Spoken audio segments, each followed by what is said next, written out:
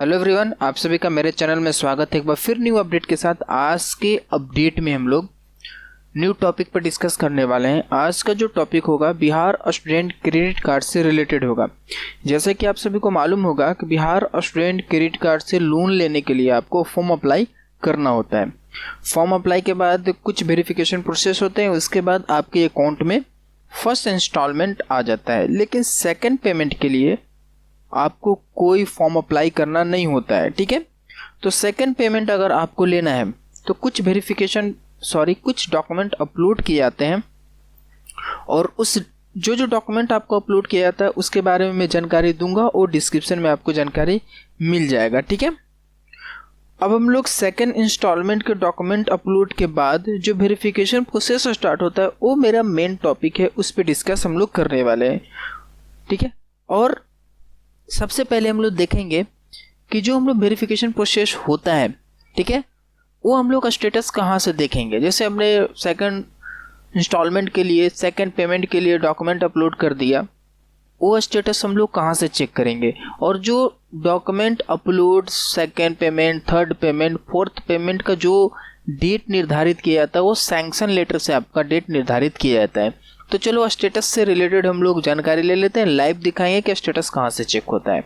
उसके बाद मैं वेरिफिकेशन प्रोसेस की ओर बढ़ूंगा। जैसे आप सेकंड डॉक्यूमेंट अपलोड करने के बाद, सेकंड पेमेंट का डॉक्यूमेंट अपलोड करने के बाद आपका जो वेरिफिकेशन प्रोसेस क्या होता है उसको वन बाय वन करके डिस्कस हम लोग करेंगे। तो आप लोग के सामने एक वेबसाइट ओपन होगा, इस वेबसाइट का लिंक डिस्क्रिप्शन में अवेलेबल है, वहाँ से जाकर जो वेबसाइट का लिंक है उस पर क्लिक करो, इस तरह का वेबसाइट ओपन हो जाएगा। इसके बाद आपको go to all college website पे आना है। इस पर क्लिक करने के बाद यहाँ पर न्यू पेज ओपन होगा। न्यू पेज ओपन हो गया तो अब यहाँ पर देख लो CSE वेबसाइट यहाँ पर लिखा दिखेगा, उस पर क्लिक करना है। इसके बाद न्यू इंटरफेस ओपन होगा। ऐसा ओपन होगा, आपको यहाँ DRCC Bihar student credit card मिलेगा, इस पर क्लिक करना है, ठीक है। क्लिक करने के बाद यहाँ पर न्यू पेज ओपन हो जाएगा। अब मैं यहाँ पे क्लिक करना, आपको ऐसे कोई मतलब नहीं है। ये यहाँ पर जो स्टेटस दिखता है ना, जो लॉगिन ID डालो, कैप्चा डालो, यह स्टेटस सिर्फ फर्स्ट इंस्टॉलमेंट का स्टेटस यहाँ से दिखता है। सेकेंड थर्ड फोर्थ पेमेंट के लिए आपको यहाँ से स्टेटस चेक करना है। Click here to go to student portal, इस पर क्लिक करना है। क्लिक करने के बाद स्टूडेंट पोर्टल यहाँ से ओपन हो जाएगा, ठीक है। स्टूडेंट पोर्टल हो जाएगा। यहाँ पे यूजर ID और पासवर्ड का रिक्वायरमेंट होगा, जो आपको DRCC से जब फर्स्ट बार आप फॉर्म अप्लाई कर रहे थे लोन लेने के लिए, उस समय आपने जो ईमेल ID यूज किया होगा वो ईमेल ID और पासवर्ड यहाँ पे यूज हो जाता है, ठीक है। इसके बाद आपको लॉगिन वाले बटन पर सिंपली क्लिक करना है। क्लिक करने के बाद इस तरह का इंटरफेस ओपन होगा। आप लोग के सामने न्यू इंटरफेस ओपन हो चुका होगा। तो ऊपर में आप देखो ट्रैक लोन स्टेटस। मोबाइल वाले स्टूडेंट क्या करेंगे, जब इसे मोबाइल ओपन करेंगे तो ऊपर में आपको लाइनिंग दिखेगा, लाइनिंग वाले पे क्लिक कर देना है, ठीक है, और ओपन करना है। तो ये जो नेविगेशन है आपको यहाँ पे दिखेगा। इसके बाद आपको ट्रैक टू लोन स्टेटस पे क्लिक करना है।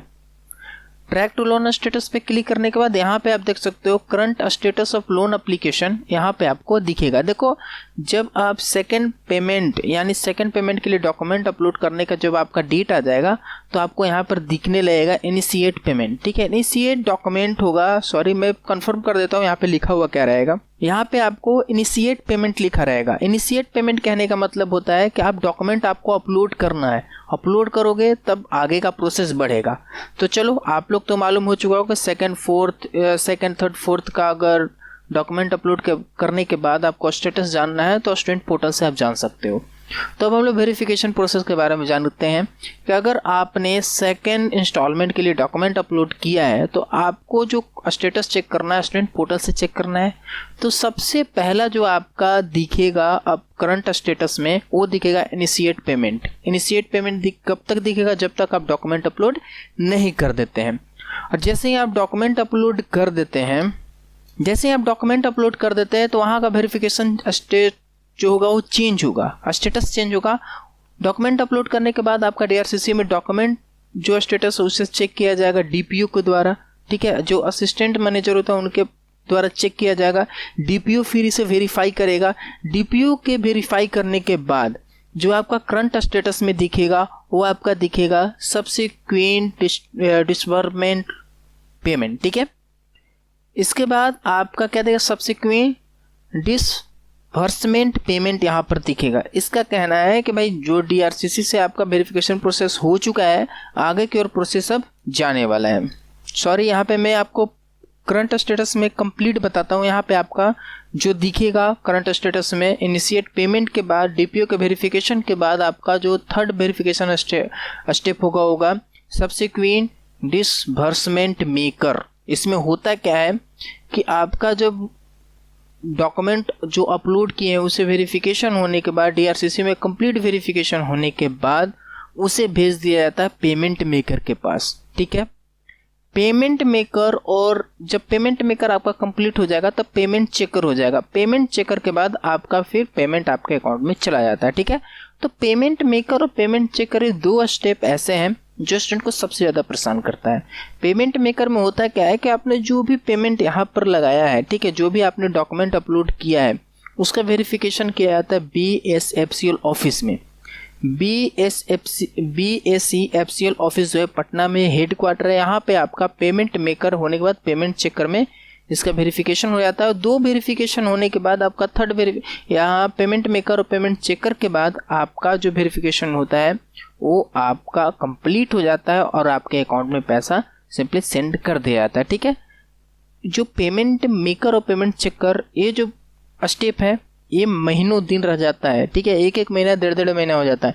इससे जल्दी कंप्लीट करने के लिए आपको अपना हेड क्वार्टर में जाना होगा, यानी BSFCL ऑफिस में जाना होगा। जल्द से जल्द इसे कंप्लीट करना होगा। अगर आप गवर्नमेंट के हिसाब से चलोगे तो थोड़ा सा आपका लेंदी समय होगा, लेकिन कंप्लीट हो जाएगा। तो ये था आपका, जब आप सेकंड पेमेंट के लिए डॉक्यूमेंट अपलोड कर देते हैं उस वेरिफिकेशन प्रोसेस के बारे में। ठीक है, तो चलो फिर मिलेंगे नेक्स्ट वीडियो में। थैंक यू, धन्यवाद।